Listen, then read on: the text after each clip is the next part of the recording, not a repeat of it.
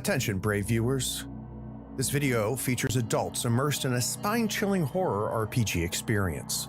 The content likely includes supernatural elements, horror-related events, and potentially scenes of violence. Viewer discretion is advised. Enjoy. We were latchkey kids with wild hearts and minds, deep lake secrets we left behind. Public access dreams on a twisted screen. TV Odyssey, what did it mean? Now we're back, the town's forgotten too, searching for the echoes of our afternoons. Unsettling tapes with the eerie glow, hidden in the shadows of what we used to know. Returning to Deep Lake, where the past and present shake, searching for the truth we see in the memories faint and bleak. Returning to Deep Lake with the clues that time won't break. TV Odyssey's haunting call will unravel, reveal it all. Every face we meet wears a different past in Deep Lake's mystery. The die is cast, flickering horrors on magnetic reels. What was real and what did they conceal?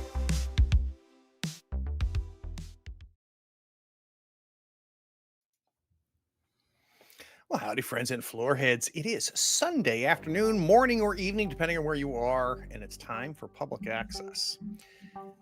I hope you watched episode 9 because it was a hell of a ride. I think any illusions that our four latchkeys here have that this can all be explained away and there's nothing strange going on, I think pretty much went out the window as they defended their home from the great hungers. So we're going to start the next morning. I'd like to know who is getting up first. I don't think I really slept, Oh, yeah? so I may be wandering around the house just looking at stuff throughout the night. Well then, That's scary. yeah, who's going to wake up and see an unslept Gerard? Gerard is watching us sleep. I think Mike will not. I think Mike will not wake up unless he's woken up by some of the people there, because he's so beaten. Even considering how many what you call them Conditions. the conditions I have, and the nature of those conditions, I think he's like completely dozed off, and even if it's like 10 a.m., he still has a midnight in his sleep, I believe. I think Richard, although sleeps, but he slept terribly. He wakes from a nightmare and just yelps at the top of his lungs in the middle of his dream to wake him up. And I don't know if the others would hear it or if it would wake them up, but Richard, being in his current state, would definitely react in that manner. So when Richard comes out of his bedroom and kind of gets into the main kitchen living area, does he find Gerard?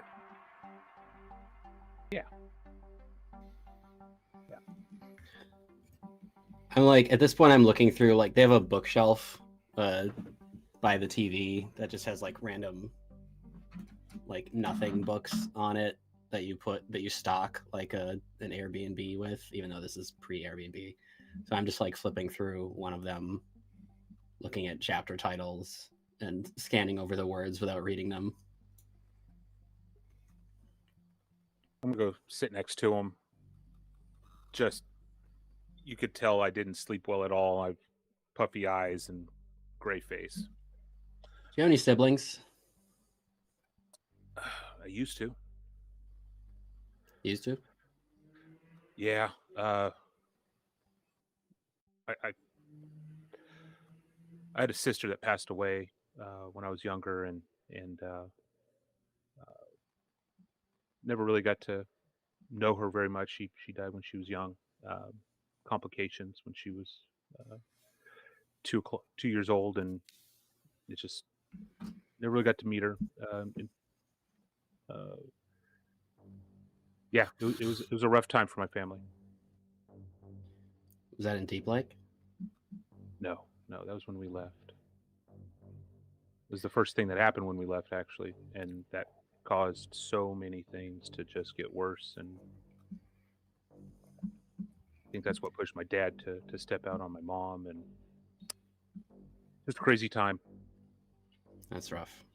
I think I might be a psychopath.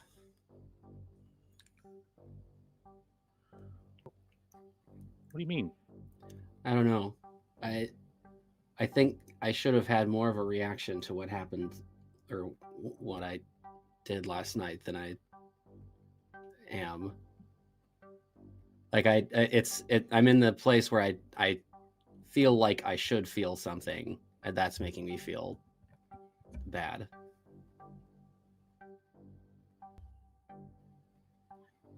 Well, if it helps, I don't think you're a psychopath. I think you're good at compartmentalizing and not reacting to certain situations. I've had so much trauma that my buckets are full of not reacting to certain situations. So it got the best of me last night. But Yeah. don't beat yourself up over this. It happens. I mean, without you, we would not be alive today. So, if anything, Well, I call that strength, not being a psychopath. well, it's hard to say.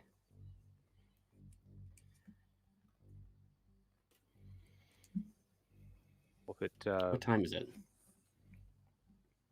time for a beer, I'm gonna go get a beer. Actually, They're all gone.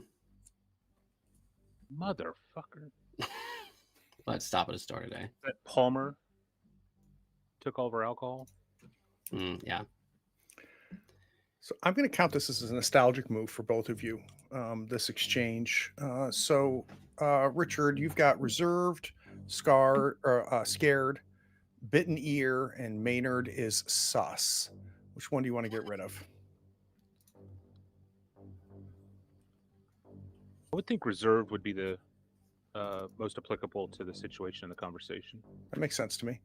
And how about for Gerard? I've got looks like a patient, Dennis is suspicious, and headache. Yeah. I'm gonna go with headache All right.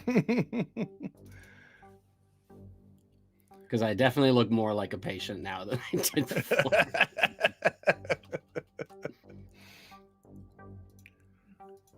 Where's Cody? At this point, Cody's probably waking up. You see him unfazed, stretching in his doorway. He's clearly well rested and good to go. So yeah, he probably steps out into the dining area, probably get some coffee going. It feels like a Tuesday morning to him, nothing else going on. Did you know that there are only 114 different kinds of mushrooms that are native to Nevada? Okay. I'm reading it out of the book that I'm looking at. Oh God, yeah, okay. Do you know where the creamer is? No. Okay.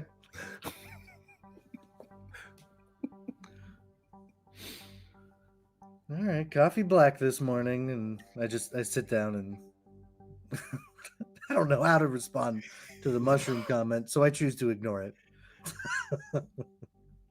That's interesting. I'm gonna go check Uh-huh. on Mike. Yeah, where's Mike? I'm gonna go down to his door and Yeah, nothing. You'll have to get inside probably. door handle, checking it, locked, unlocked. Yeah, it's unlocked. If it's even working. I'm gonna try to open it and say, "Mike, you good, bud? Mike?" You see the room is uh See, the room is completely darkened, probably from the things we were doing the last time, so not much light can get through.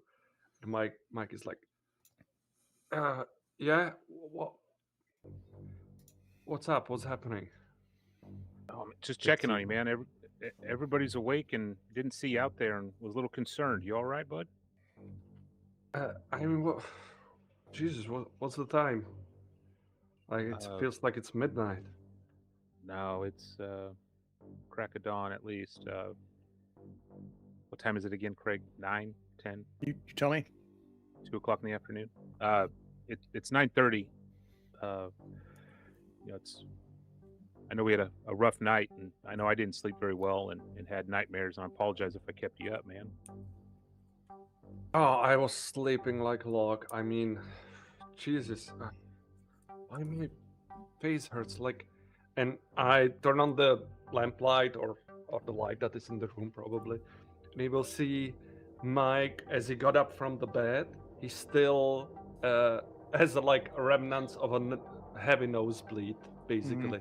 That means like dried off blood on the face, like maybe something smudged over his hand. Like it's obviously that his nose was bleeding during the night, but he was so tired that just this happened. So this is what you can see, and Mike is looking at me like, Jesus, not this again.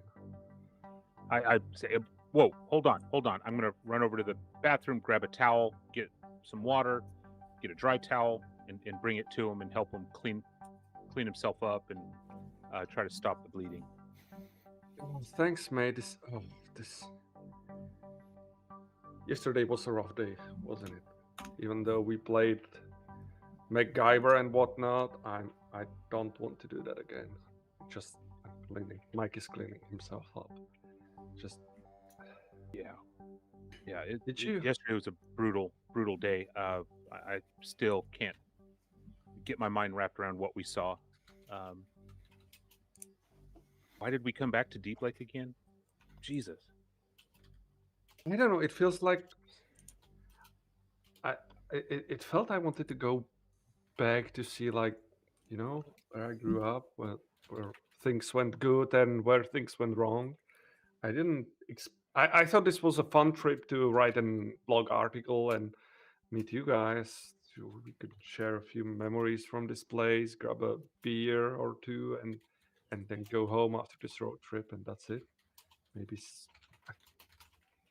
it's. Jeez, I mean, I got my face beaten up a few times already, but nothing was this bad as what happened yesterday. Jesus. Yeah. Okay. I guess the rest of the lot are in the living room, right? So Yeah. I You might want me to as get you a well. cup of coffee? I will. Yeah, thanks. I will just put myself together. I'll be there in a minute or two. So yeah. All right, buddy. Oh man. Did the I'll let- static go away as soon as the encounter was over? It did. It did. Okay. So DZ, you mentioned that Gerard was kind of like flipping through the kind of the bullshit little lean-to Yeah. bookshelf that's next to the TV.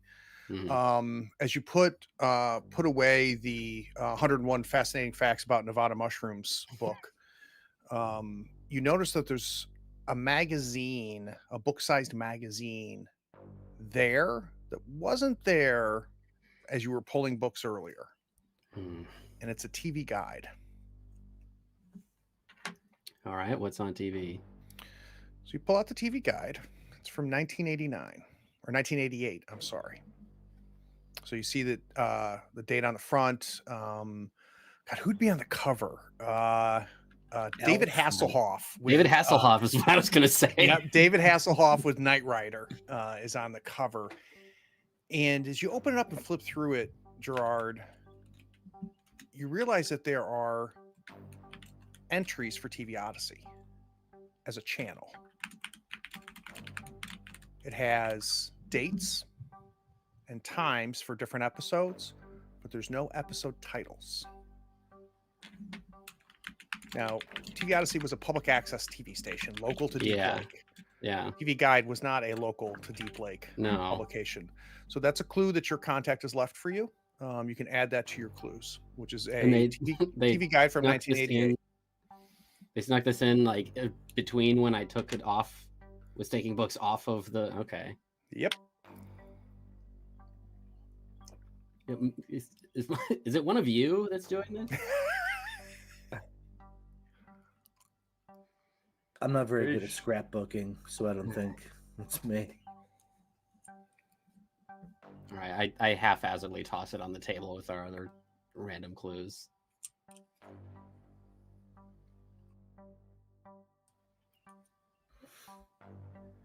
So that was a night, huh?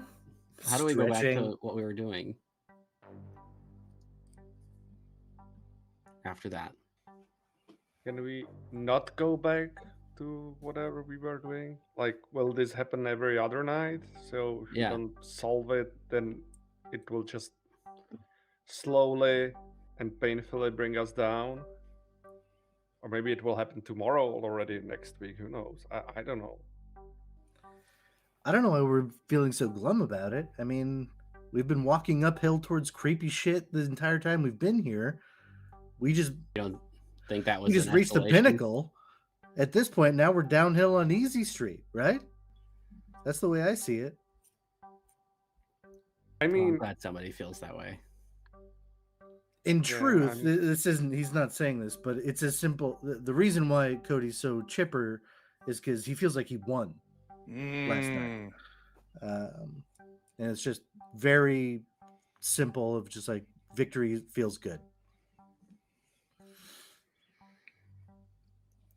Let's go to the car dealership.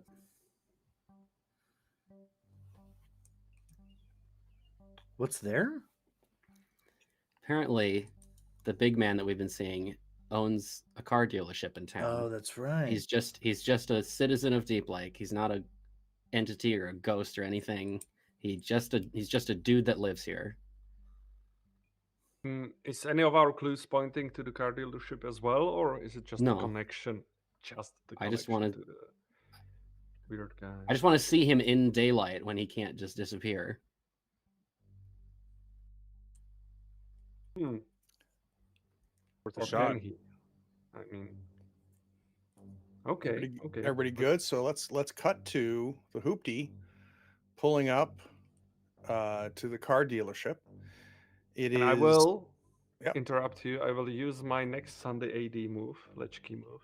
Oh. Which once per day phase, you and at least one other character can do an out-of-character narration of an upcoming scene, as if you were doing running commentary during a movie. At Do least it. one thing from the shared narration will be true about the upcoming scene. The Oh my keeper, tell the keeper what it is. Let's do it. Keeper can decide other elements can be true, whatever. So, I'm not sure with whom I did it already. Let's do the narration with Nick. All right.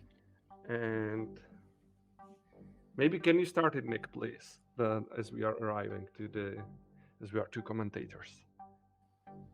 All right. The Deep Lake 4 arriving to the car dealership. Camera pans over the top and kind of zooms back, and you see the 4 pull in, smoke bellowing out the back, pops a little bit, and slowly shuts down. An eager young salesman comes running out from the little kiosk, looks like an old snow cone shack in the middle of this car lot. Starts running up to before the 4 even open the door.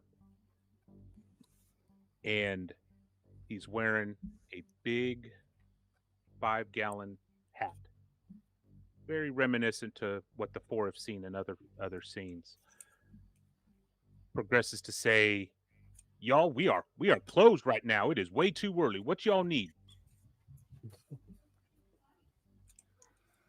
And as we're looking at this scene, that the person tries to send our team back on their way, and we can see that the name of the car dealership is 5-gallon head car dealership. So that's a thing. And in the back of the parking space, there is a also similar person, also wearing the hat, trying to already in the middle of a deal, trying to sell a car, and we can see that the buyer is suspiciously young to be buying a car. So that's a strange thing, but it doesn't stop the seller to go forth and discuss the details of the deal. All right. So what? Tell me what's canon. What's the important fact out of this narration?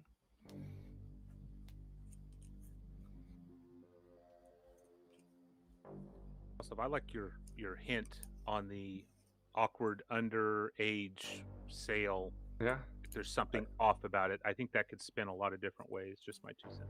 yeah. So that's the truth. So our kid who can't, if he's 18, he's 12, and he's got like a a 5 gallon hat on cream colored, and he goes, yeah, we're closed, and the guy selling to the I mean, if this kid is 10 years old, like, it's really really bizarre.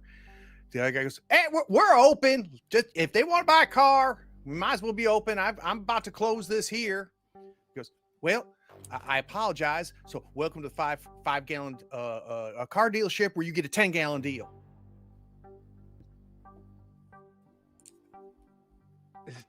So Nice, what Craig. Is the owner here? What can I slide you into?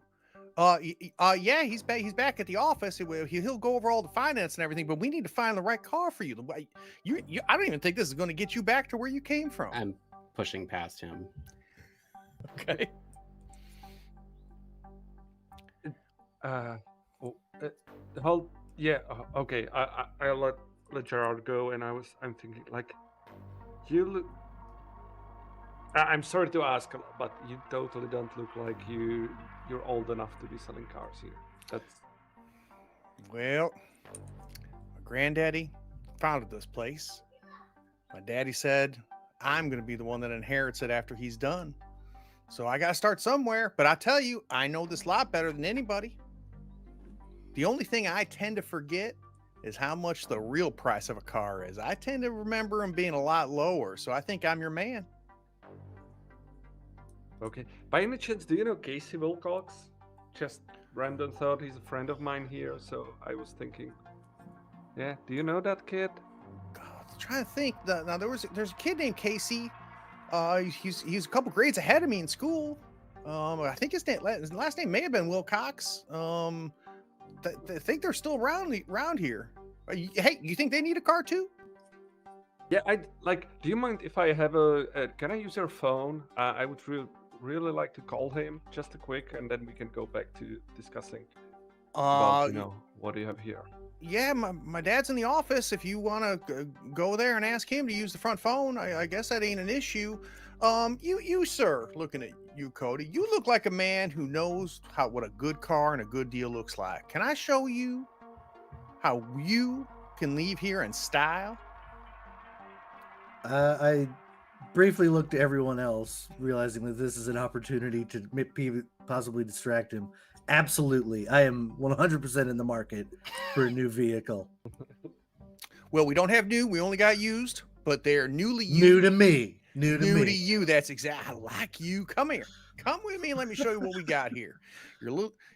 Come here. So he's going to start walking you down, hitting the hood of every car and just listing off details about the V4 engine and it's uses diesel and the whole thing. Let's cut to Gerard. Kind of, I think you're making your way to the main office. Is that what I heard? Yeah. Okay.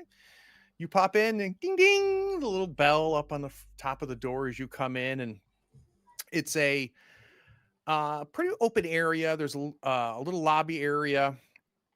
A woman who is probably about in her early 60s, trying to look like she's in her early 40s, just chewing gum like it's her fucking job, sitting behind the desk. And you can see a big glassed area. There's a guy, clean shaven. He's got a 5-gallon hat on, sitting at a desk, and it says finance office up above it. And then there's little, real cheap tables with 3 chairs around each one. And each one has got a pen attached, like a bank, attached to a cord. Do I see the owner anywhere? The only two people in here are the woman and the guy in the finance office. You do notice a picture on the wall, though. 5-gallon cars, founded in 1968 by a face you find very familiar. Big 10-gallon hat, big beard, big smile. It's the man who came to the house and warned you about the Great Hungers. How old does he look in the picture?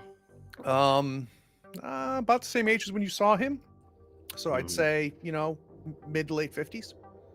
And I think the sheriff mentioned his name on the phone, but I can't remember what it was. Could he not remember? I don't think so. Yeah. If Okay. you did, that's my mistake, but no. Okay. Well, so the picture is like is there a receptionist in here? Yeah. She's the woman behind the desk there, Okay. chewing gum. Hey, I have an appointment to see the owner. We had a conversation on the phone the other day. Oh, okay, sweetie. Do you already have paperwork and everything started? Did you get your car? No, it's about a previous deal that we had done. No Oh. problem or anything. I just need to talk to him about it. Oh, yeah, sweetie, have a seat right there. It's a couch that you may or may not want to sit in, depending whether all your vaccines are up to date. Right. She hits a big button that you can't see, but you hear it click, and she goes, "Hey, Bob. Bob, what's your name, sir?" Gerard. We got a Gerard says he's got an appointment with you. You hear it click off, and you hear it click again. I ain't got no Judy. I ain't got no appointment with no J-Rad. And you can see the guy in the finance office is kind of checking you out, and he goes, "Well, send him in. Send him in." She goes, Thanks. He'll see you right. Bob will see you right now. Right. I'm gonna go through the door that she's indicating. Yeah. Son, I apologize. I do not remember having an appointment with you, but by all means, sit down and let's figure out how we get you a new car. All right. So who is this? I'm Bob, the owner. I'm asking Greg. I'm not saying that in character. Somebody you've never met before. Guy in his probably late 40s.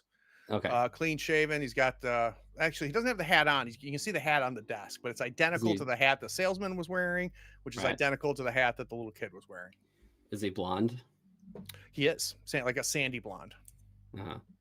Sorry, I'm Gerard. I know that I didn't have an appointment with you. I had one with he said he was the owner of the place, but I guess you're the owner of the dealership now. That would be me, and it bothers me a little bit that someone out there is pretending they own the 5-gallon car dealership where you get a 10-gallon deal.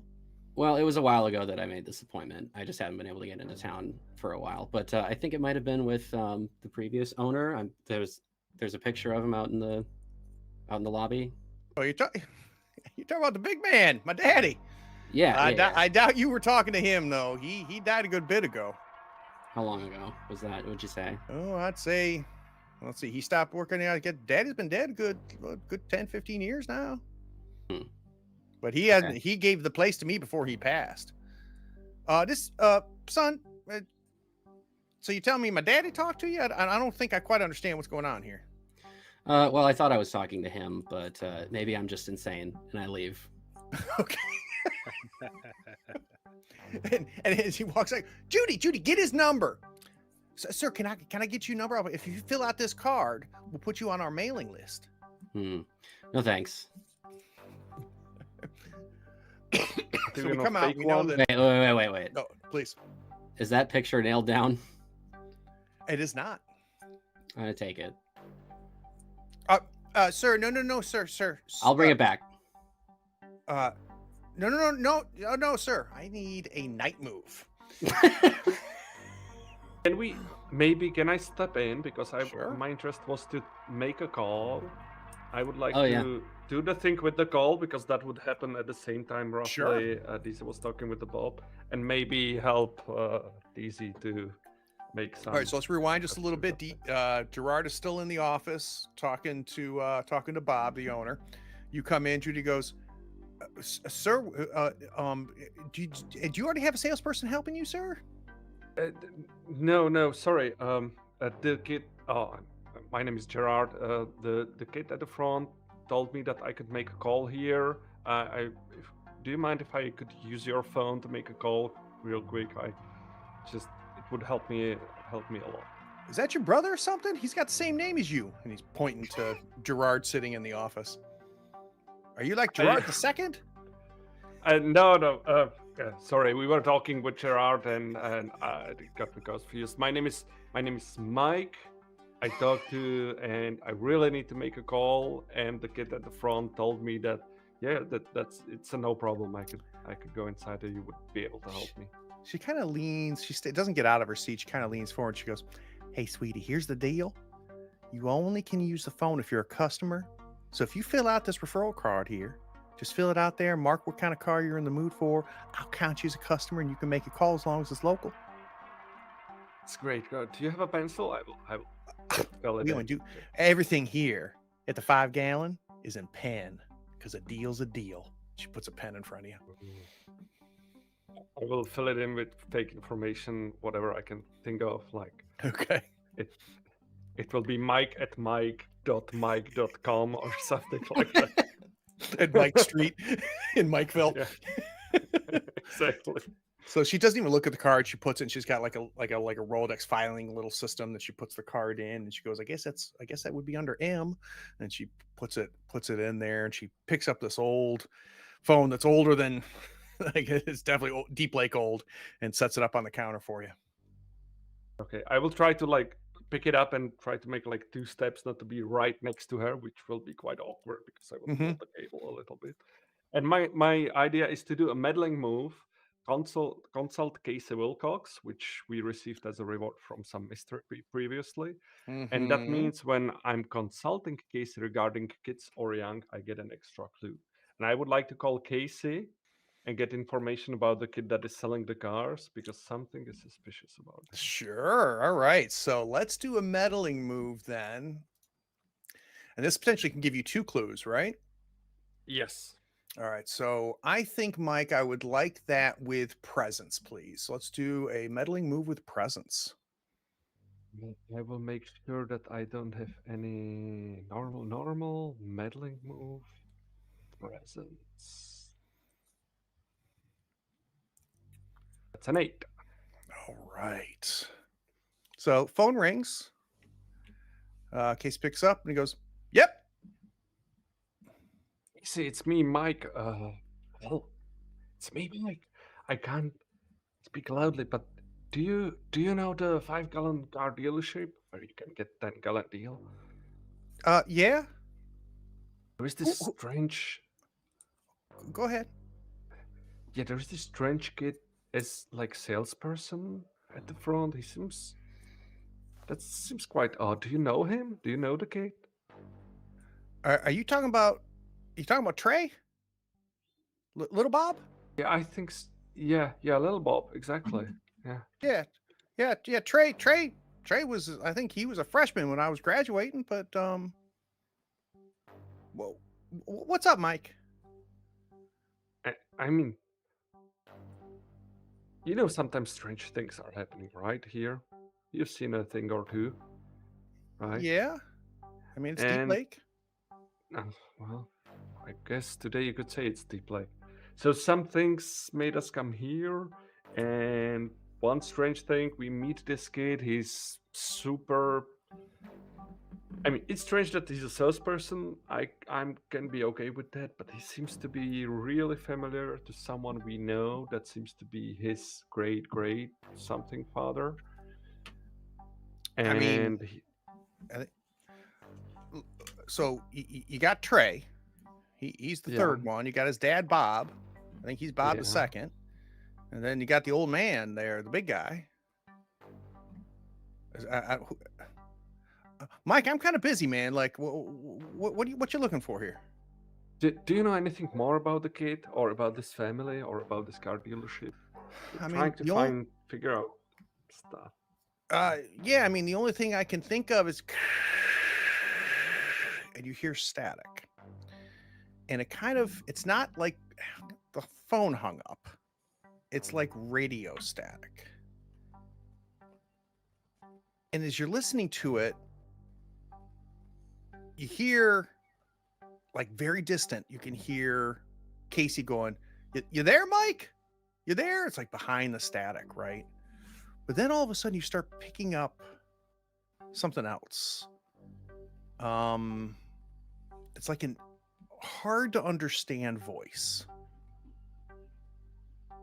And it's somebody listing off names. Just like a roll call. And some of the names you recognize. When you use the clue, we can decide what they are. And then the phone cuts out. And just as Gerard is leaving the office, and you're there, you kind of turn around, and the front of this little basic double wide office, double wide trailer office, is all glass. And that's obviously whoever's in charge of cleaning the glass has not done a very good job in a very long time. So it's kind of got a grime to it. And you look out and you can see kind of Richard standing next to the car. You can see Cody getting the full tour. They're on about the 8th or 9th car at this point, and kids doing a whole lot of nodding. But over the horizon, towards the desert, not towards Deep Lake, you see an Aurora Borealis series of lights. And it lasts for maybe 20 seconds and then goes away. So I've got 2 clues for you. One is strange lights coming from an unusual place. And the other one is static with an inaudible voice listing off names. Are those specific to a mystery? They can be. So They're they're yours hypothetically fused. wild. We're at 15 clues now, kids. Um, Or no, I'm sorry. We're at 1, 2, 3, 4, 5, 6, 7, 8 clues. Unused clues. so I'm only going to go for the picture if the receptionist seems sufficiently distracted by Mike. All right, so then we're still going to do a night move. Actually, we'll make it a day move because you've got Mike there. He's kind of distracting things a little bit. So let's do a day move let's do it with composure because you're trying to be slick here, I think. So can I use judge me by my size, do you? Which makes people who have never used this on tend to overlook or disregard me. Done. Okay. Picture is yours. Or does that give you advantage? What does that do? It's just advantage. Okay, let's roll it with advantage then. Okay. Very nice. Now, if you were to turn a key, make it a 12, you could. Wait, what would that get me on a day move?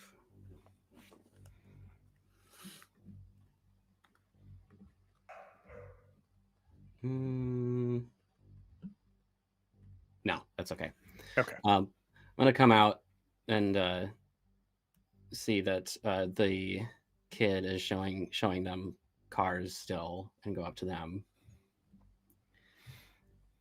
Hey, little Bob, what do you remember about your grandfather? Oh, but people call me Trey, sir. Okay. Hey, Trey, what do you remember about your grandfather? Hell of a salesman. I mean, he built this place. Was he a big figure in town?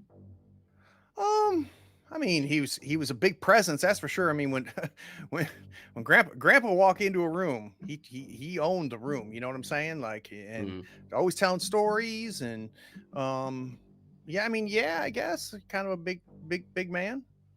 Do you like TV? I don't really know, to be honest with you, sir.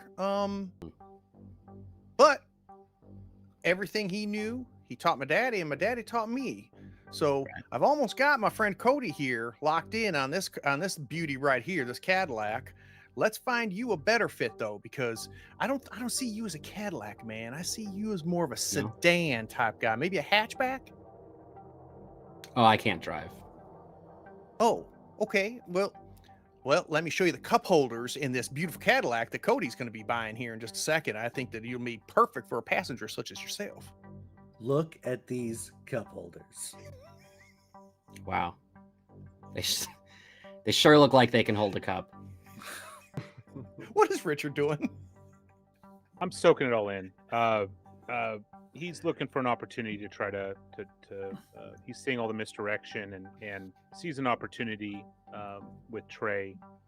And, Trey, you got 1 minute, buddy? I see 1 minute. Yeah, just give me 1 second, sir. You know what? My daddy could sell 2 cars at once. I think I can too. Cody, don't you go nowhere.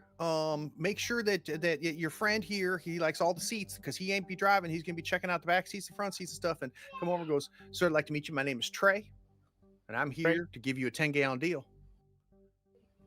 Don't need a deal today. I actually want to work something out with you. How would you like to be the new rock star of your family? I'd love that. Well, we're doing a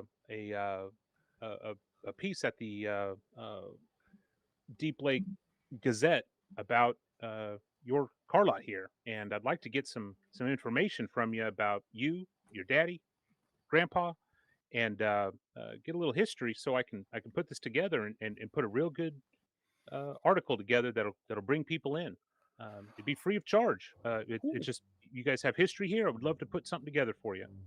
Oh yeah, I'd have to ask my dad, but that sounds amazing. Can I get a meddling move from you? Absolutely.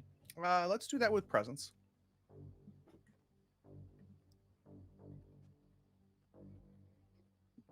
I think I'm going to do my once per session 1 in 10 don't to automatically get a 12 plus as long as I do it with cockiness or style. I'm going to say Trey, at some point, a boy's got to become a man and make his own decisions for the future of him and his family. What you say? You help me out? You know what, sir? I think you're right. I think it's about time I start making my own choices around this place if it's going to be mine. You know what? You got a deal for me? I'm going to sweeten that deal. Come here. I want to show you something. All right, let's do this. So he takes you down a couple different alleyways or different like corridors of these cars and vans and trucks, and he takes you to a van. And the van has airbrushed door panels on the side. And on the panels is this bare-chested warrior, medieval warrior with a huge axe, and he's riding an armored roadrunner. And it's all like amateur airbrush.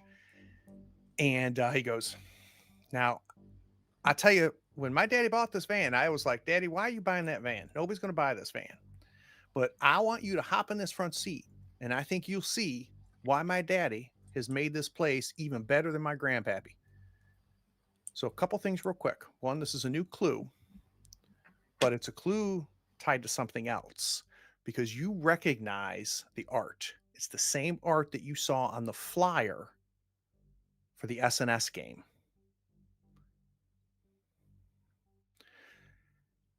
So he pops open the front. You hop into that driver's seat. Rides really high. The springs on this old van kind of ache a little bit as they go. And pop open the glove compartment. You find yourself a purple case.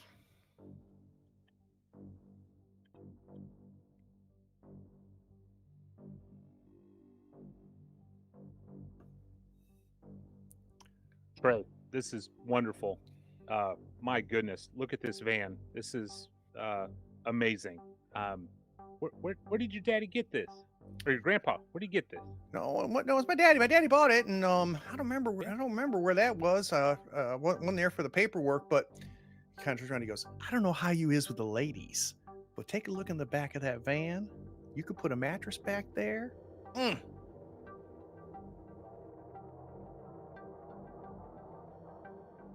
Or with the gentleman. I don't want to presume nothing. Oh, no assumptions needed, required, etc. But appreciate the heads up, and you're right, plenty of room for a lot of stuff back there. Thank you. You know what for to say. showing Don't me. come knocking. I do. Trey, you are enthusiastic, and man, I applaud you for your attitude. And well done. But I need to know a little bit more about your granddaddy. Hey, well, listen to this. I'm going to run in and I'm going to tell my dad that we got us lined up some free advertising with this interview. Where should I tell him? Like, we're all busy today. Maybe come back to come meet you somewhere. Maybe tomorrow or something. Yeah. How about tomorrow at the there at that coffee shop? You mean the diner, the Silver Diner? The Silver Diner. Yeah. Okay. Great. What? See what time we're open. We're open 9 to 9 tomorrow. Would 10 o'clock tomorrow night be too late? Tomorrow night. You know what? Let's pencil that in for now. And if I need to change it, I'll come back and tell you. Perfect. All right. Look, now I need to ask you a quick favor though, Richard. I've kind of taken things a little bit far here with you and with your buddy there, Cody. I'm gonna go get some paperwork for both for the van and for the Cadillac. Just do me a big favor. Don't let Cody leave until I get back with the paperwork. I can't guarantee nothing, bud. Cody's his own man, but I'll go talk to him. Okay. So he runs to the main office, running past you, Mike, as soon as you're leaving. I run towards the group and let them know I may have overcommitted and we might need to leave. You run into me talking to Gerard, but look at this trunk space. Mm-hmm. That could fit 2 great hungers. Wow. Well, let's get out of here. Mike, are you back out? I guess I'm the last one as I see I see Richard running and taking the rest of the guys. I pick up the pace and quickly get back to the group. So we hop in the car, and Richard, you're now looking at your 10th Odyssey tape. And you look at the spine of it, and it says, Lucky Lots of DeGoya County.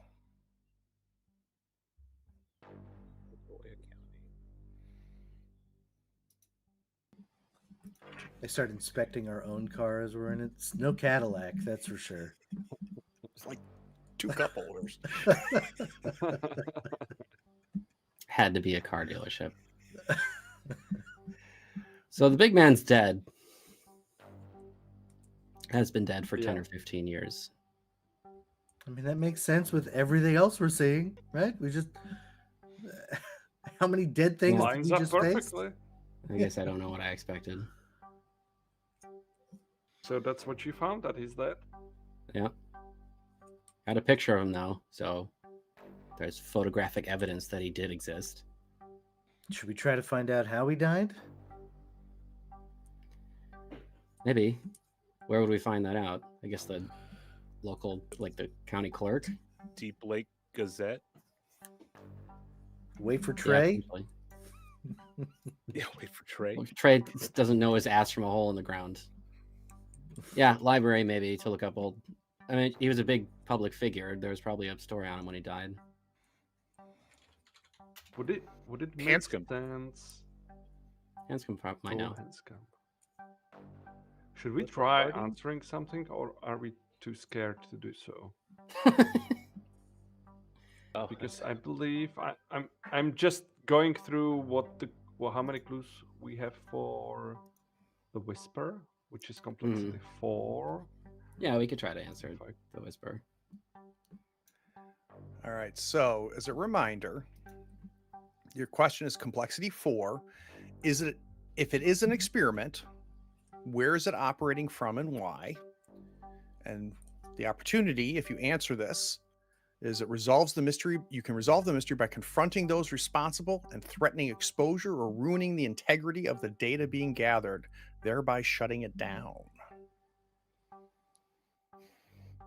Yeah, I mean, so where and why? Mm-hmm. Okay, because where seems pretty straightforward. I mean, it's all centralized to Playa Morado. Right. So what we're going to need to do is to justify the clues. We're going to have to justify the clues so they ultimately answer both questions. Not every clue Yeah. has to answer both, but we need at least one clue to answer at least one, and then the rest of the clues can answer the second one. So for those watching at home, very quick, the clues that they have for the whisper is we got strange lights coming from an unusual place, the static sound and the conversation of a person listing off names, rumors of an illicit affair between two side characters, the song Twilight Time by the Planters playing on a distorted loop, cigarette butts in an unusual place, a sudden and unpleasant sensation, a newspaper article reporting on the Playa Morado project breaking first ground and how it replaced a decommissioned military signet site, and the tap water pours out with a vaguely yellow tint. I would Okay, start with just the off. obvious. Yeah, go ahead. Well, so like, let's say that those strange lights, the aurora borealis, that was coming from over Playa Morado Okay. right now that we saw.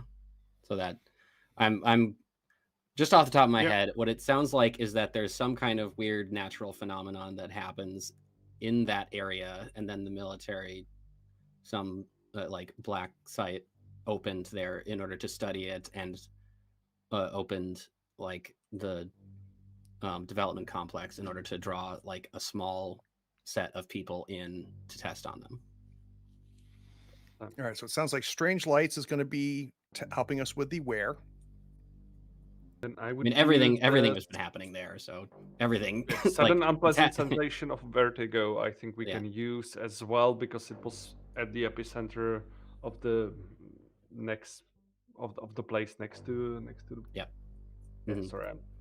Okay, fairly so I've good got that, and that I think, and do we think that doesn't answer who, right? It just sent, or it doesn't answer why.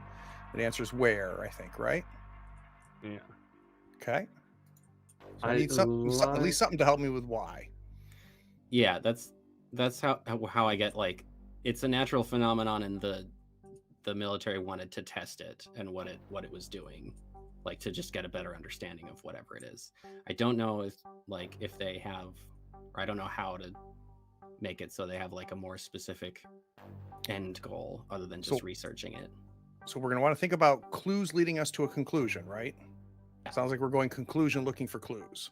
Well, it's I'm going off of some of the clues that we've already used, and that there was a military test site there, because we already answered that it was a man-made experiment. Completely out of the box. Do we go full X-Files aliens route? Like, would it be too much? So and just to be clear, you did not use that military site as a clue. I have you using 1, 2, 3, 4, 5, 6, 2, 3, 4, 5, 6, 7 clues last time, not 8. So do you want to use the newspaper Well, article this time? Okay, I did have us using that one, so yeah, that would be. Okay, so that helps us with why, because of ex-military site. So I've got 2 Mhm. clues justified, Okay. or 3. I'm sorry. Strange lights, Strange lights, vertigo, vertigo, and the newspaper article saying it was a former military site.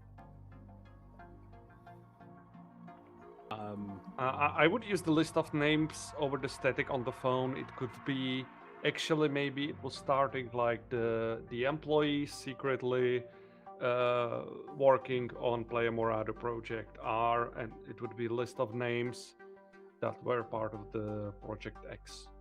Okay. All right. Any of those names that you recognized? What about the lady that had the ability to bring out the evil stuff from us? From the Maynard past? I and forgot his her name. wife, Yeah, that family that lives there. Maynard and Peggy. So okay, we'll have them listed as part of those names, Maynard and Peggy. We also used pictures of somebody, we got like a dossier on somebody that we decided was the guy that was watching us through the window. But do we? Really? Yeah, didn't we use that on? So there was evidence of a resident that left town shortly before the strange events began. Was that? Yeah, Okay, Yeah. but that's already been used. yeah. I'm just trying to Okay. roll. Yep. Trying to roll our previous conclusion into this one to build off of that. Okay. So I've got complexity wonder 4 how- with 4 clues. Yeah, One we thing, surely need the more. the pyramid of cigarette butts, that stack of cigarette butts could be found on that newspaper article about that government logo that might be on a picture in the background listed there, where it's Mm. like a series of, I don't know, 9 or 13, looks like logs or Yep. cigarette butts, whatever, just stacked perfectly. So the cigarettes were mimicking that logo. Yeah, Mm, I That's like good. that. love it. That would be 5th.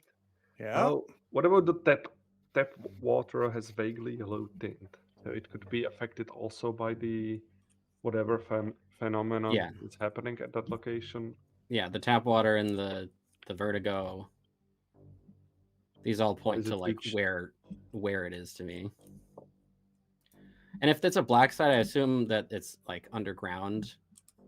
So that could be affecting tap water and stuff too, where we can't Okay. we can't see it. Yep. I'm good with that, saying it's an underground facility and it's tainting and poisoning the water or distorting the water. I think one idea was that the song by the Planters would be a trigger Yeah. for something for the people that are already affected by it, and if they listen to the song, it would be like, you know how it works, like it triggers something in them, it triggers the Yeah. effect of whatever is happening there. So So it triggers that that's phenomenon why where they it's on- start to hear like Yeah. deep secrets about other residents. Yeah. Like MK Okay. Ultra type stuff. Peggy came in right after that song was playing too. Yep. All right. 1, 2, 3, 4, 5, 6, 7 justified clues. All right, let's do it. Complexity floor. It's a +3. Do we want to use the illicit affair also? 2 side characters.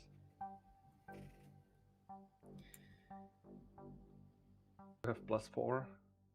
Yeah, I don't know. I don't see how the affair like affects where and why the experiment's happening. I think a kinda +3 is boring. pretty Gossip. good where we're at. and Yeah, I don't +3 is know good. how to stretch that. All right. So who wants to do my answer a question at +3? Not it. Got it. I'll do it. I I didn't think Alright. it's been a while. Do we need to like go through the entire story? No, I think we pieced it together. I'm good. Okay. All right. Let's take off advantage.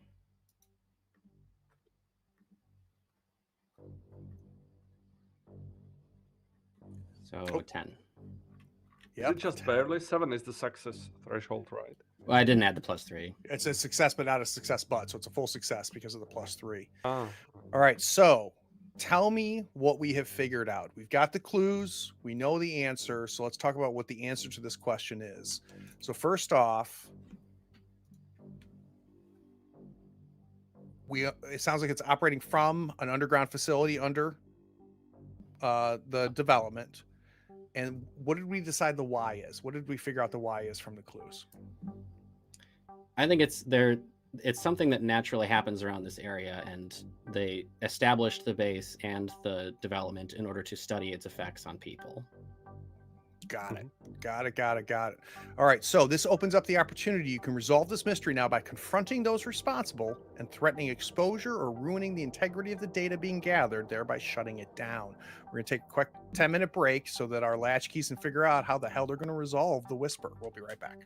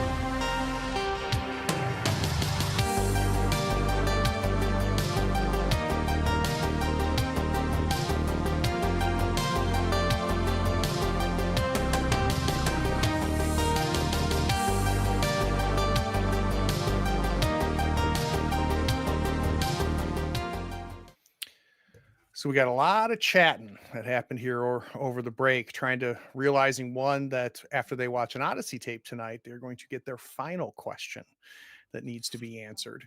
And I think there's some debate over what we're going to do about the whisper. So the opportunity is to go where this is happening and essentially either corrupt the data or confront and blackmail those that are doing it and stopping it from happening. But at this point, and all to be clear to everybody, that's not required. From a narrative standpoint, it might be an imperative, considering there's been a murder involved with this whisper experiment. But I think DZ during the break made a good point, which is we've been put into mortal danger by the deeper mystery that's happening here in Deep Lake. Obviously everything's tied to that, but I could understand how my latchkeys would be like, you know what, we're going to fix the whisper by fixing the entire town. Well, I've got an idea or a proposal. I think that we can all sense that whatever happened last night is not over and it's coming for us. And we're not exactly sure when or how, but it's coming. And we are very close to resolving the whisper, so it might feel good to get that resolved and stop what's happening there before, since we're so close. It might be all we have time to do with what time we have left in Deep Lake. So here's how I suggest we deal with this. We leave one or two of us somewhere in town in public, maybe even at the sheriff's office. The other 2 or 3 go to Playa Morado and confront the Maynard Keene, since his name was listed in that list of names of employees who was working on the experiment.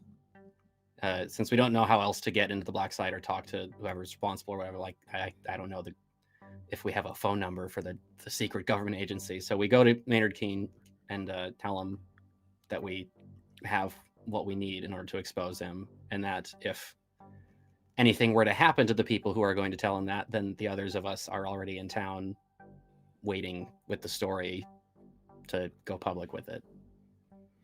What if I have counter proposal? I think before we sort out the guy with the head problem, making government angry with us will just paint another target on our back. So I propose we do some kind of virtual deadman switch. We will prepare it that week from now on. If we don't do anything, article will be released on my blog.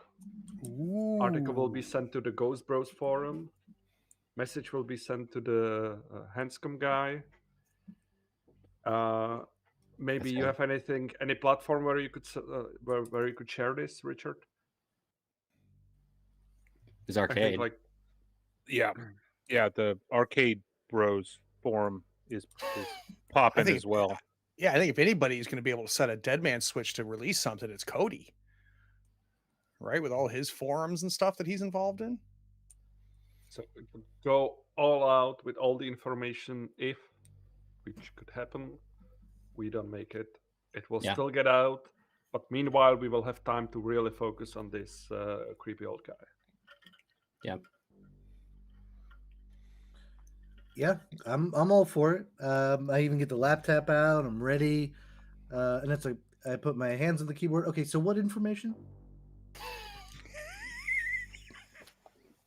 So it all started with a song. So does this entail confronting Maynard? Yeah, and there's no point of a dead man switch if we don't tell anybody that it exists. Good point. All right, so it sounds like we're going to play a Murata. Is it all of us? Mm. Do we feel safe now, all of us going, now that we had a dead man switch in place? Potentially. Yep. Okay. I was going to say, Maynard is suspicious of me. That's one of my conditions. If we did need to separate, it would be probably best for me to separate, but it's not mandatory. That doesn't add benefit.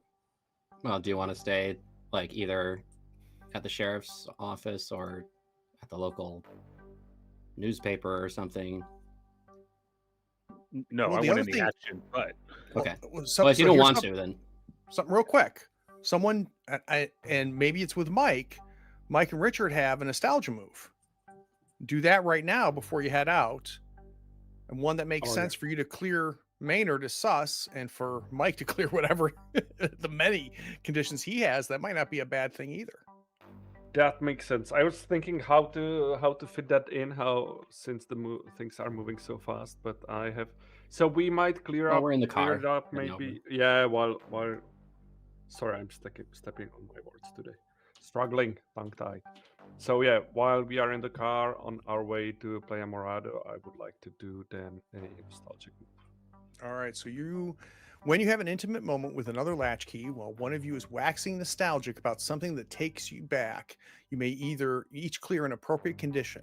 If you're not the latchkey waxing nostalgic, you also stumble on a clue relevant to the active mystery. Tell the keeper what it is. The clue cannot be conclusively solve the mystery by itself.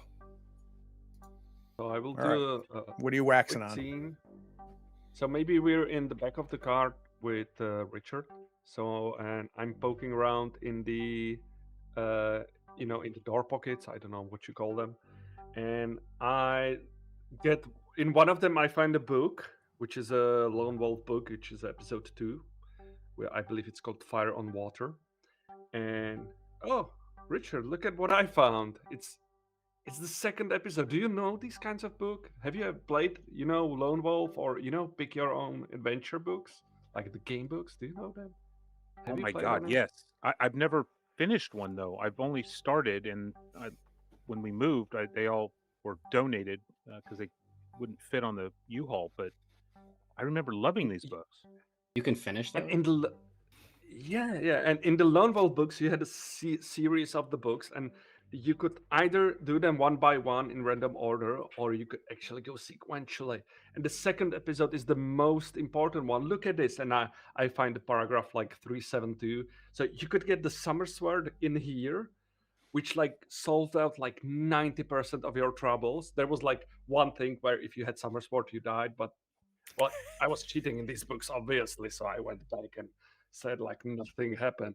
But man, like the second episode, that like this costs a fortune today if you have the historical ones, like the first 4 books.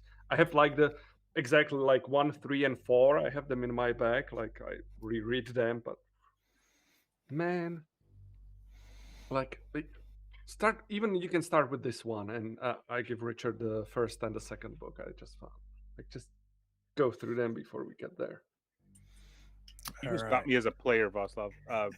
Pat Oswald doing his Star Wars Yes. thing on Parks and I'm- Rec. Parks and Rec. Yeah, that's All what right. I was like. This is awesome. Sorry, go ahead. That's all right. So, Richard, I'm going to give you time to think about this, but I need you to turn this nostalgia move into you clearing out Maynard and his sus. So, think about how that works. In the meantime, Mike, which one do you think this clears out? Nervous, I believe that's Ah. nervous spitting. So I kept all the physical ones basically. And I think And for Petrosco. Maynard is sus. I think it's easy to, I'm thinking that he is suspect of me, so I would be acting awkwardly. This is giving me a sense of reality, a boost of normality, and maybe some confidence and excitement, and something else to look forward to. That thought in my head that would make me act different is not in my head anymore. Absolutely love it. All right. I've cleared both of those conditions. All right. So, the car pulls into the very depressing, not quite finished housing development of Playa Morado. And we're parked right in front of the Maynard home. Who's the Who's evil taking cop, lead on guys? this? Yeah, we need a good cop and a bad cop. I think that always works. I can be bad cop. Oh, Actually, sorry, no. you I said should you're hang the out. bad cop. Well, actually, I should hang back at the beginning, potentially take advantage of my move. Cody's getting out of the car. He was not really a major factor last time. He was kind of a wanderer. Yep. And at this point, he's amped from last night, so he's going gung ho. What are we That waiting settles it. for, guys? Let's get out of here. Right behind you. Yes. So the Go. 4 of you walk up. Same style house as the model home. So obviously the same building plan. It's got a front porch. It's got a front porch swing that hangs from the top of the porch itself. There's a white painted screen door, and then behind it a faux wood, but it's actually plastic front door. And as you get your first foot hits the 3 steps that lead up to that front porch, the front door opens, and Peggy Keene is standing there. She's got her bottled blonde hair, the big hooped earrings, freshly painted nails, the leopard print top, and she goes, "Oh, you boys are back. You ready to tell me everything that I need to know?" Cody, This at this lady be point, crazy. all I was gonna say is he realized that he's all confidence and no plan right now. So he briefly looks to Gerard like, "What are we doing here? What?" Hey, Maynard, those kids are back. We are exposing them as secret government agents who work at the black site below.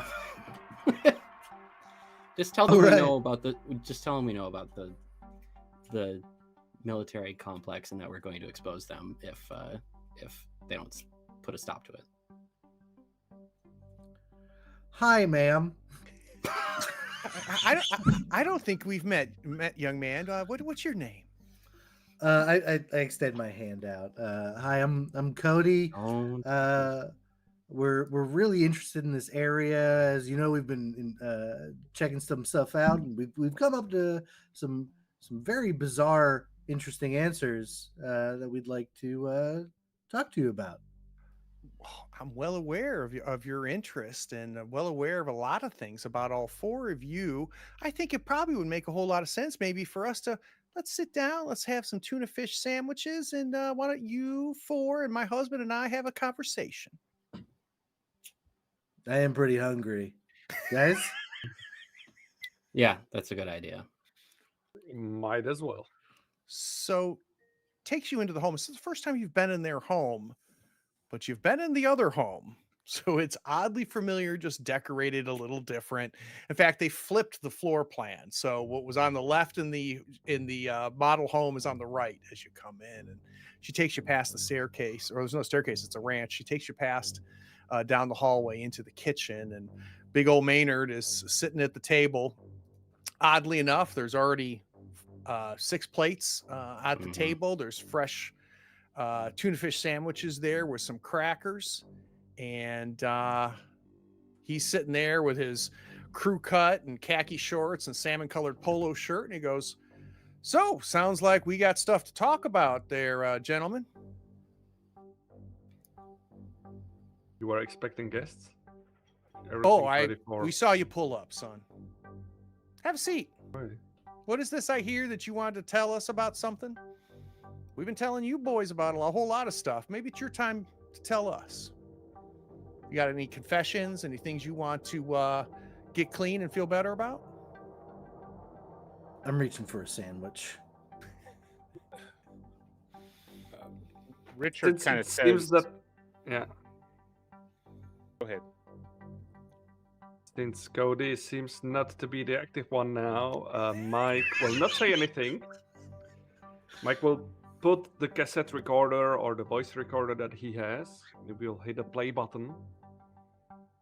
And if you will allow it, it might be the list of the names over the static that Mike would record.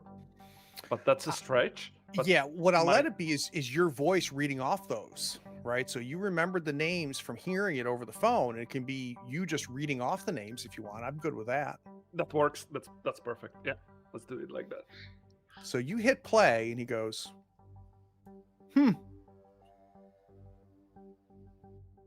How do you know these names?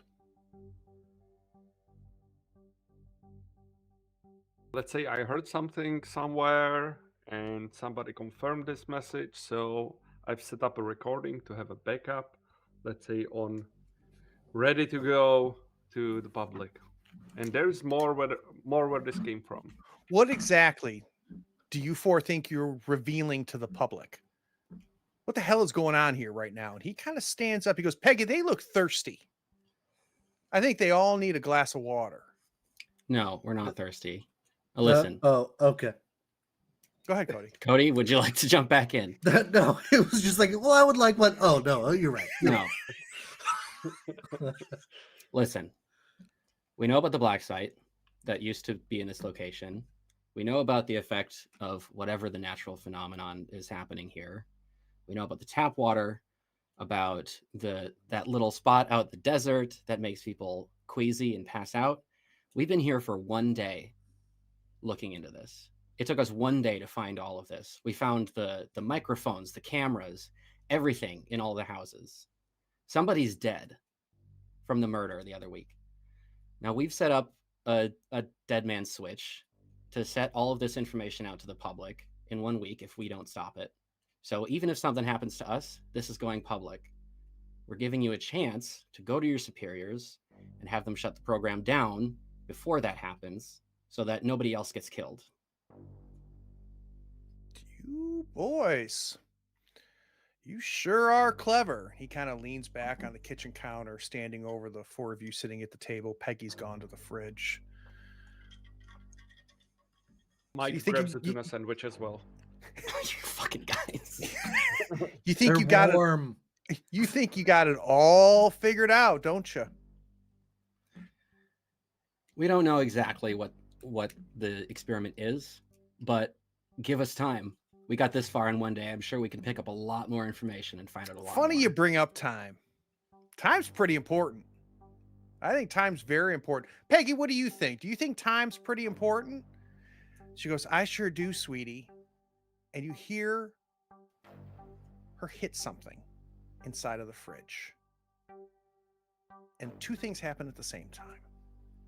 You hear a clang, clang, clang, clang, clang. Heavy metal falling and dropping.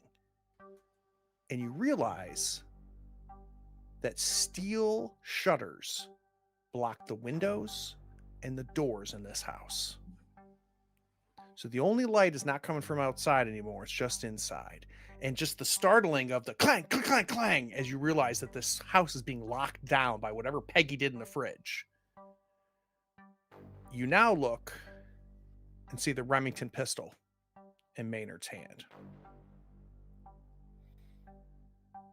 Now, you four boys are young. You got a lot ahead of you, a lot of time ahead of you. I understand you don't understand what's going on here. You think you know what you think you know. But I'm thinking he's being really casual with a gun, just kind of pointing it around as he's talking. He goes, you are all super, super clever. I think probably the best thing would be for you, pointing the gun at each one of you, and you, to kind of pack up your shit and get the hell out of not only Playa Morado, but the hell out of my town. Because I don't care how long you used to live here and you've come here to do whatever the hell you've been doing, but you don't have a goddamn idea what's going on. So that's my counter offer to you. Pack your shit up, or there ain't no time after this. Do you understand what a dead man's switch is? Oh, I understand what dead men are. That's all I care about right now. So what's it going to be? Is it option A? You pack up your shit and get out of here? Or do I need to show you option B?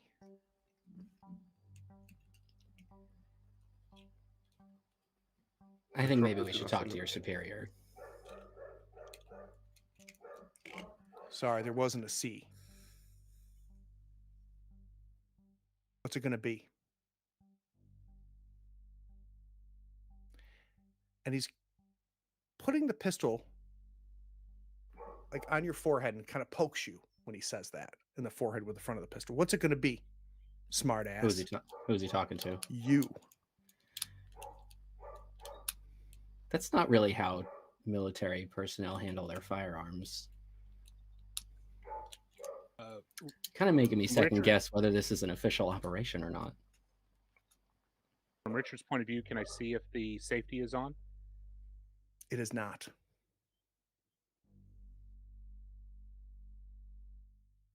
I'm asking one more time.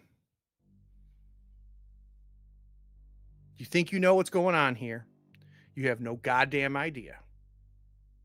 And I'm running out of patience. And none of you are getting out of here alive until I get an answer to option A.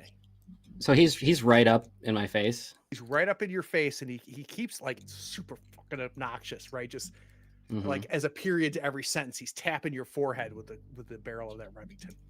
Okay, I'm gonna like glance down with my eyes until he sees what I'm doing and looks down, and sees that I have the gun from the sheriff pointed at his gut.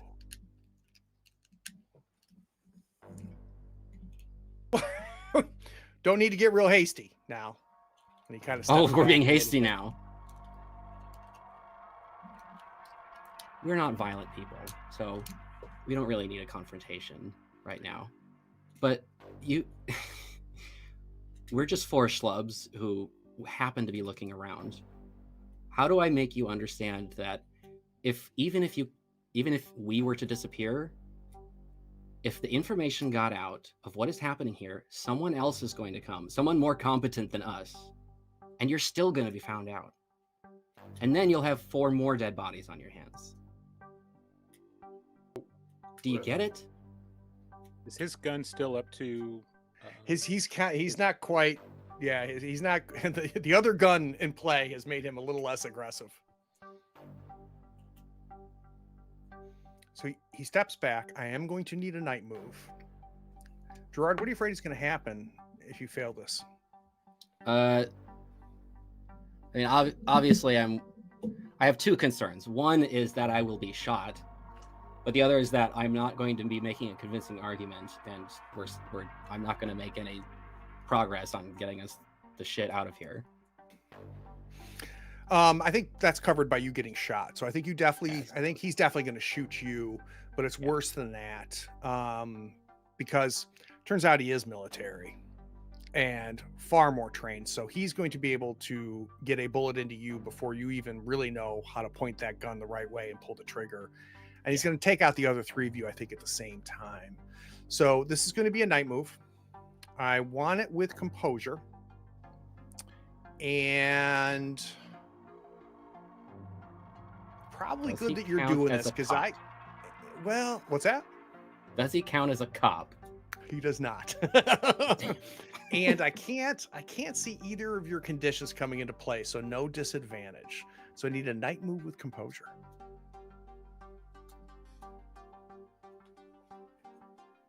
Of course. Just look at my keys here. Sweetie, we're done. First bullet goes into Gerard's forehead. The other 3 of you kind of start scuttling back. The chairs screech. His second shot goes through Richard's forehead. The gun turns to Mike, and Cody gets shot by Peggy. And then Mike gets shot by him.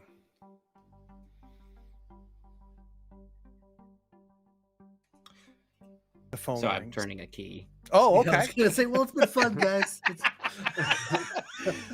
Sayonara. You turn a key. He's standing there, and you see a bead of sweat come down.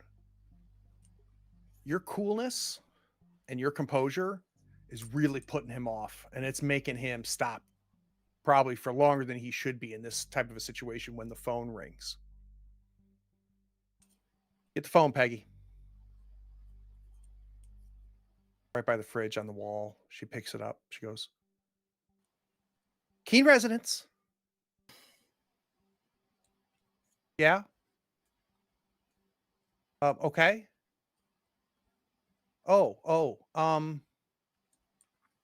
Okay. Maynard, sweetie, I think this is for you. So he kind of slides over, picks up with his left hand, keeping the gun in his right. Maynard. No, sir.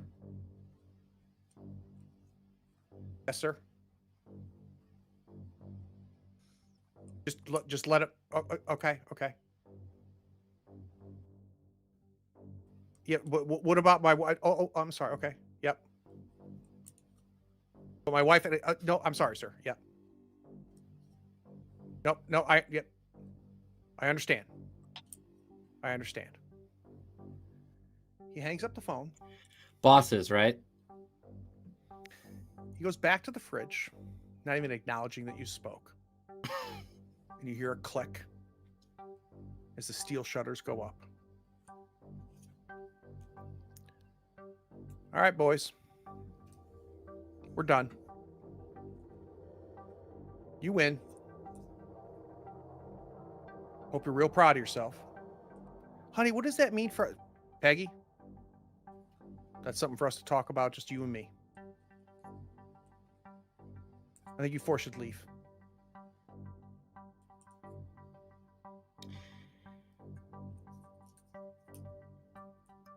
As we're heading out, Peggy sits at the head of the table, and it's like the front door is like it leads right into that room, so we get this like perfect like down the barrel shot of the dining room table with all of the little place settings and everything, and she's sitting there like motionless with like no expression on her face, and it just triggers some deja vu before I head out.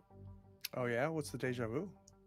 It's from the Neighborly Living video of the Mm, woman at the head of the dining table.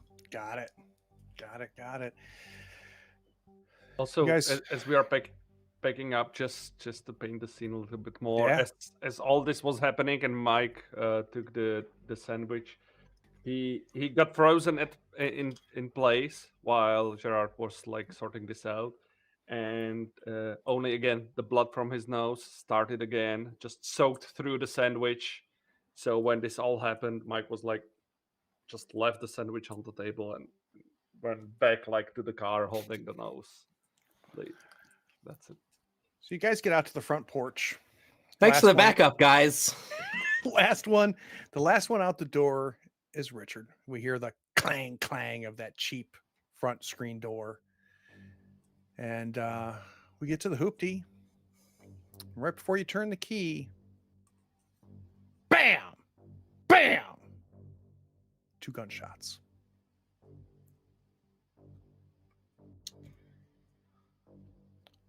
Well, let's get out of here.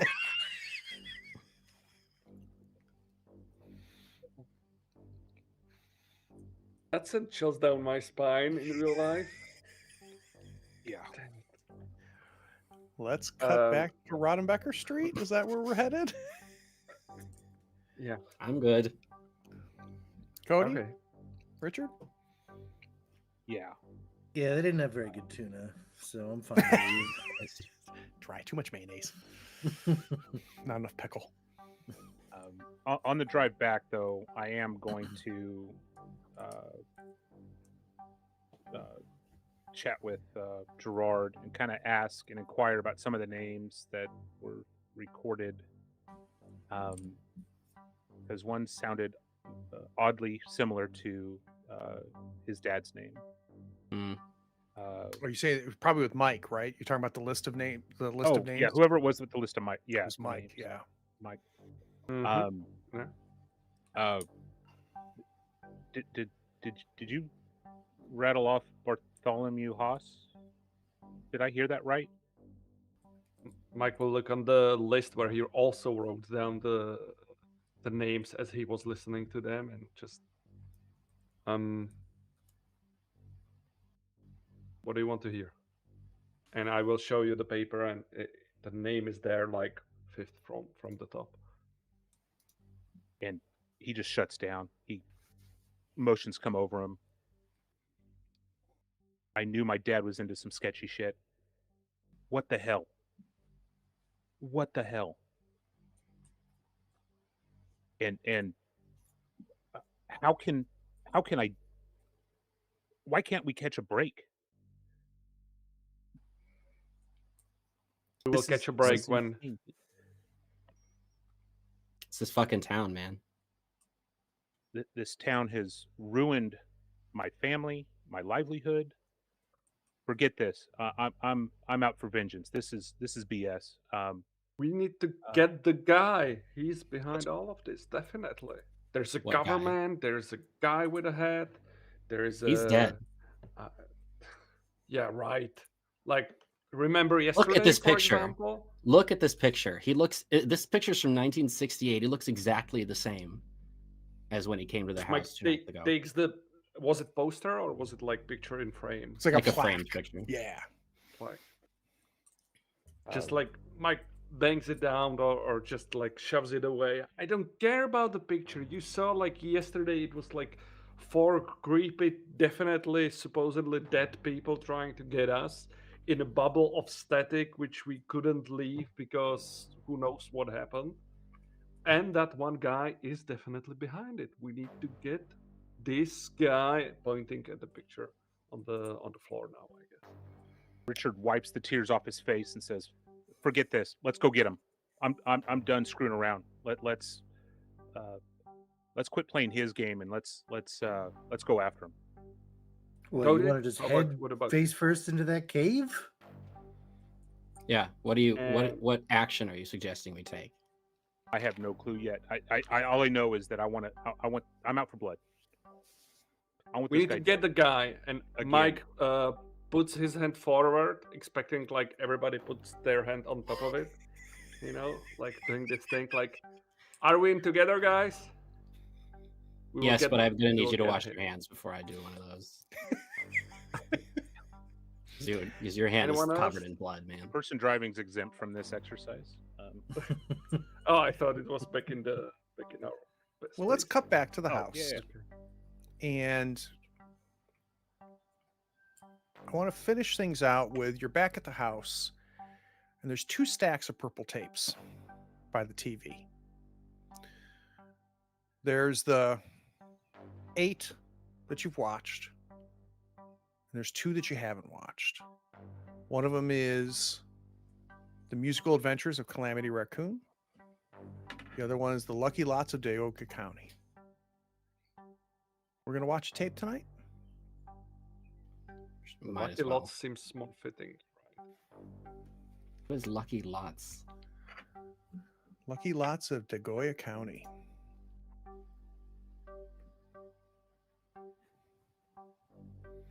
I guess we will see. Counter Mike argument. takes the Lucky Lots. Yeah. This one has a raccoon. I find the Calamity Raccoon more appealing, but that's because I don't. mean, you I don't saw know what what Lucky happened- Lots is supposed to be. You know what happened to the cat? Cats are cute, also. Oh yeah, all the other tapes have been much more pleasant than that. Whatever we watch, it's going to be terrible. Richard, which one do you vote for? Seems we have 2 votes for Raccoon, 1 vote for Lucky Lots. Let's do the raccoon. You don't know what's good. Mike puts down the Lucky Lots, takes out the They're only Raccoon, like 5 minutes long. We could just watch them both. pushes it in. So we pop in The Musical Adventures of Calamity Raccoon as night falls. And maybe he did it like 2 minutes early, so it only came up as static. But then when the sun finally dips away, that static clears. And we see a cartoon. It's a cartoon that used to run on TV Odyssey called The Musical Adventures of Calamity Raccoon. And on it says, "Welcome to Pizza Farm." In big letters, cartoon letters. And it cuts to a bunch of cartoon characters. They appear to be in a band of some sort. You've got Calamity Raccoon, Farmer Roy, Clarice the Clow, Pig Daddy, and Vincenzo, the Italian pizza chef. There's a smiling sun drawn in the background over a Technicolor fields and sky and pastures. Let's start with Mike. Mike, what absurd, lighthearted hijinks do the Barnyard Band get up to today?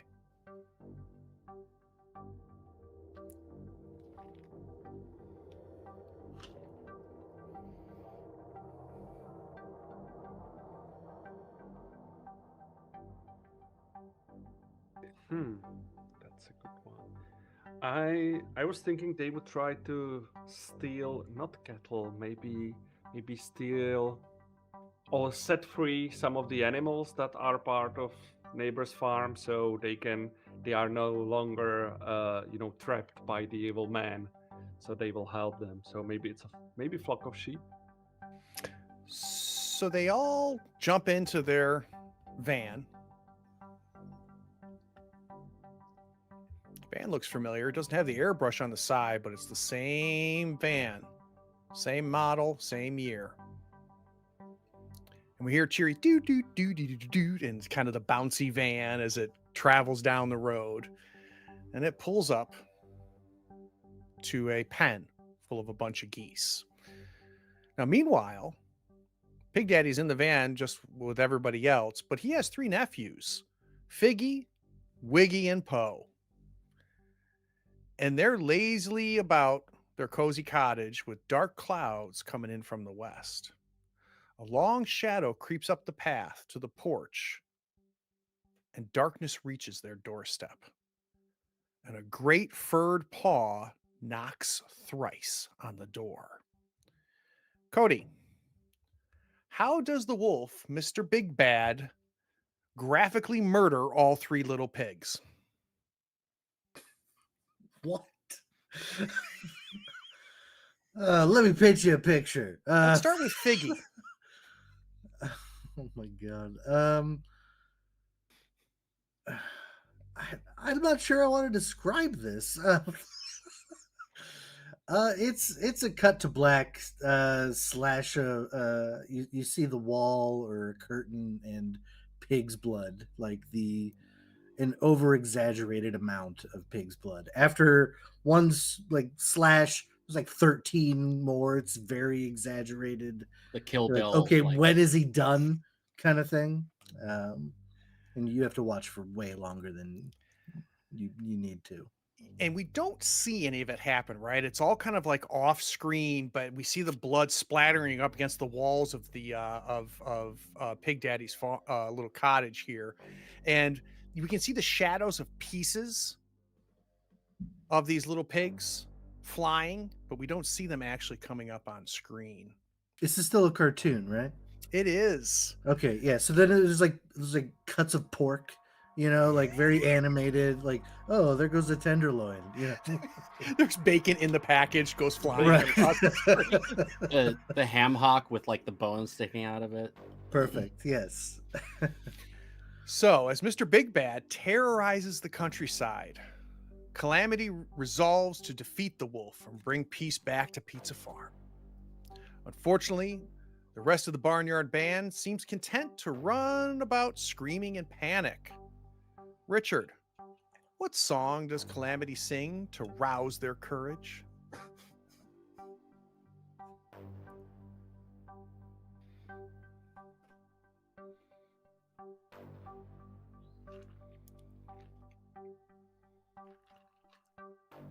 The only thing that pops into head is RESPECT, and it's garbled. You can barely make it out, but it It's a sounds deep like cut. deep cut, yeah.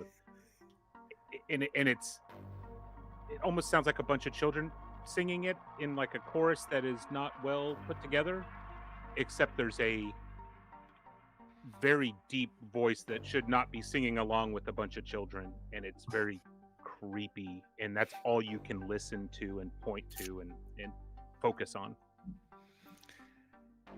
Yeah, and slowly we start to see the rest of the band, like you can tell that they're buying into what Calamity Raccoon is saying, that we're going to get vengeance on Big Wolf. And you know that as they slowly one at a time pick up their instruments. So we see Clarice the cow, she picks up her recorder, and Pig Daddy picks up the spoons and starts clacking the spoons on his knee. And Vincenzo, the pizza chef, reaches out of nowhere and comes in with a mandolin and starts playing the mandolin. And all of them help Calamity finish his song of Aretha Franklin's RESPCT. The barnyard confronts Mr. Big Bad, who is gluttoned and napping after his fresh kills. Gerard, What do they do to bring about his ruin? And what detail does the ever dwindling focus linger on that suggests Mr. Big Bad might return? Um, I think it does a callback to his rampage where we see like the shadow of what's happening, and they're all just wailing on him with their instruments, just pummeling him into like a bloody pulp. Uh, and I think we get like a montage of them like taking the body to uh, like a slaughterhouse and grinding it up into sausage and taking it over to Vincenzo's pizzeria and like making it into like the sausage and meat toppings for his pizzas. And then we see customers like eating it, and like we see a twinkle in their eye as they're like savoring it, like it's going to possess them in some way. I think the final thing that we linger on as we kind of go out of focus is the little girl with pigtails sitting at the table going, I ordered extra pepperoni. And we see her eating the pizza, and little wolf ears pop out of her head. Let's cut to credits. When we get back from the credits, we're going to talk and do our normal stars and wishes, but we're also going to figure out the final mystery for our run of public access. So you don't want to miss that. We'll see you on the other side of credits. We were latchkey kids with wild hearts and minds, deep lake secrets we left behind. Public access dreams on a twisted screen. TV Odyssey, what did it mean? Now we're back, the town's forgotten too, searching for the echoes of our afternoons. Unsettling tapes with the eerie glow, hidden in the shadows of what we used to know. Returning to Deep Lake, where the past and present shake, searching for the truth we see in the memories faint and bleak. Returning to Deep Lake with the clues that time won't break. TV Odyssey's haunting call will unravel, reveal it all. Every face we meet was a different past in Deep Lake's mystery. The die is cast, flickering horrors on magnetic reels. What was real and what did they conceal? What did they conceal? We had a rousing debate of other alternative songs than RESPCT while we were on credit breaks. Let's do thoughts, stars, and wishes, and then I'm going to give my latchkeys their final question. Let's start with you, Nick. Thoughts, stars, then wishes. Thoughts overall, a wild ride, and the the pacing is amazing. The build, everything. I'm loving this whole uh, uh, system and the world that we're playing in. So thank you for helping bring us all together for that. Yeah, star, Um, stars. Star. I'm stuck on Vaslav and the nostalgic move where he just went on this tangent and this rabbit hole of the choose your own adventure stuff. Like off the top of your head, I was listening to you like I was Richard legitimately, and then in that Patton Oswald flashback. So that's just been stuck, and I thought that was fantastic. And how you were able just to dive in and just really narrate it well to bring me in the way you did. So that's my star for the episode. So I'm figuring we're going to have probably at least one, likely not more than two more episodes to finish things out. So what are we wishing for in the next one or two episodes, Nick? I want to see some catastrophic fails. I want Mm. these keys, although great to overcome some stuff. I want repercussions not as drastic as shot in the head, all of us. But it would be great to have some tough things happen and force some major choices. All right. Speaking of keys, We'll start actually not with thoughts, stars, and wishes, DZ. Let's start off with your key. Yeah. My key was a flashback to when you experienced childhood trauma. And this was triggered when there was a gun being pointed at my head. And it brought back a repressed memory that I had from my childhood of the worst time that I ever got in trouble. I had been like skipping school and hanging out with people who were involved with bad shit going on in Deep Lake. And this, my father, who is now, I've realized since we've come back, he'd been involved with some of the stuff happening in Deep Lake. And he had actually like brought me to his room and opened up his closet and showed me that he had a gun there, and that discipline was something that we were going to take very seriously in this house. He didn't go so far as like pointing it at me or anything, but I got it. Message received. Yeah. All right. Thoughts, stars, and wishes. Things going great. We felt a little like I was saying during the break, I think we were all struggling to like go back to what we were normally doing. I think maybe this happening after like the 9th tape. I don't know. I'd have to see like the full structure of how it fully resolves yet, but like spending one episode going back to normal things after the assault before we get into our final question, I think we weren't sure about. For stars, I love Cody's just riding the high when everybody else is like, what the fuck just happened? He's the only person who's gone fully on that road, especially because Cody has like not been that happy-go-lucky of a person previously. So that was fun. And wishes, yeah, I'm excited to know what our last question is and how we're going to like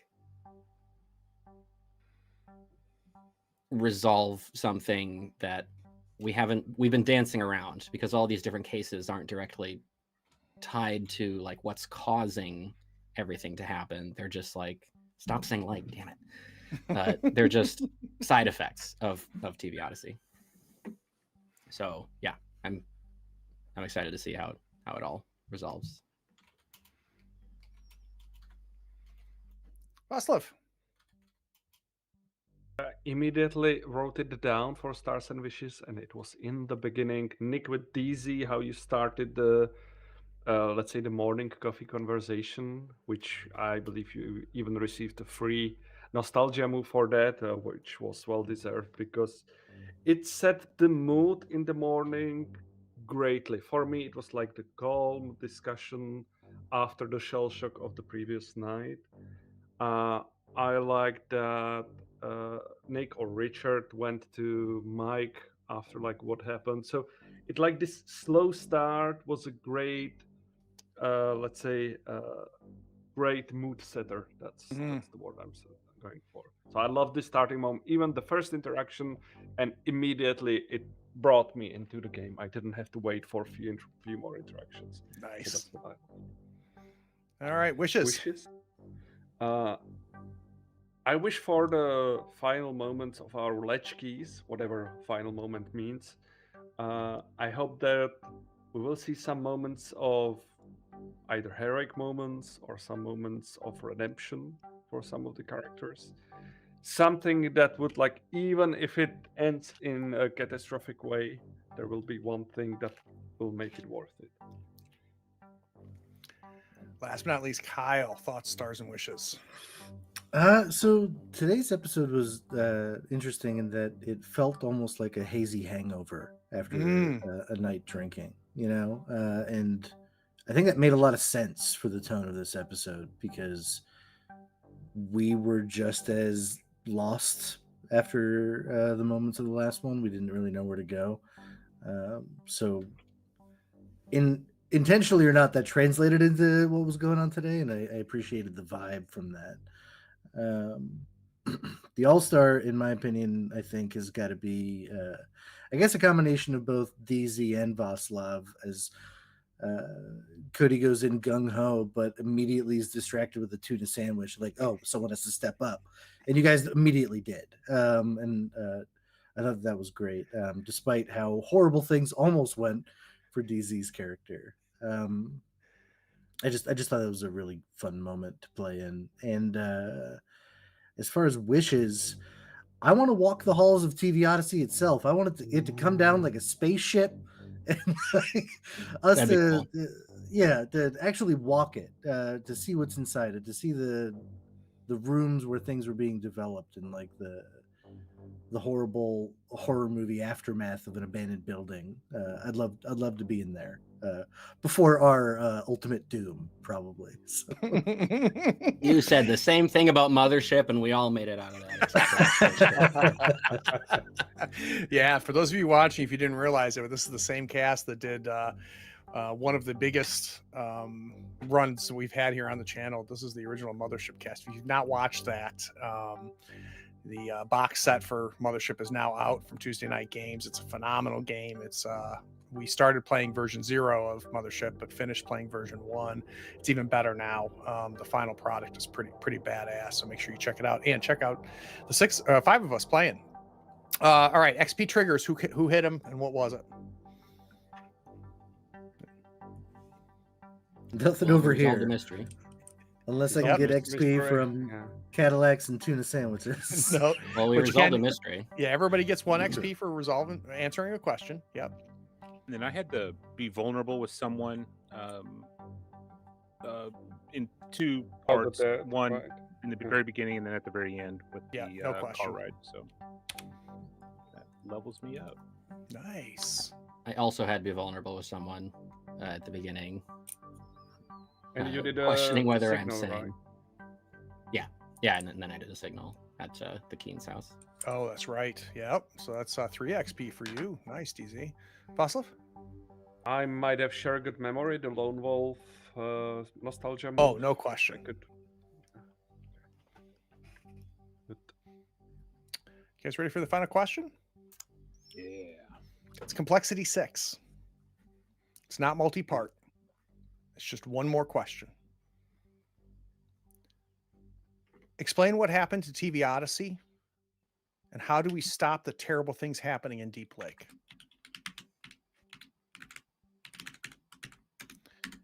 If you answer this question, you can resolve the mystery by stopping it and saving the town. So we need to explain what happened to TV Odyssey, and how are we going to stop the terrible things happening to Deep Lake. Follow all the socials to know when it is and when we start. Like I said, I'm imagining it's going to be a 2-parter. I don't know if this is going to be able to be finished up in 1 episode, but you never know. Never know what's going to happen. I know I have a few plugs, at least DZ. You've got something that people can check out, right? Yeah, my game Victim Complex is wishlistable on Steam. I've pushed back the release date of it a little bit to Q3 of this year because I've been going back and forth between working on that and something else. So, but it's still planned. It's got all the voice acting and stuff you could ever want. So there's people that are accountable, or that I'm accountable to in releasing it. And friend of the show, Brian, is one of the voice actors, is he not? Nice. Nice. Yep. Very, very nice. Anybody else have plugs? All right. See you gentlemen soon. Thank you.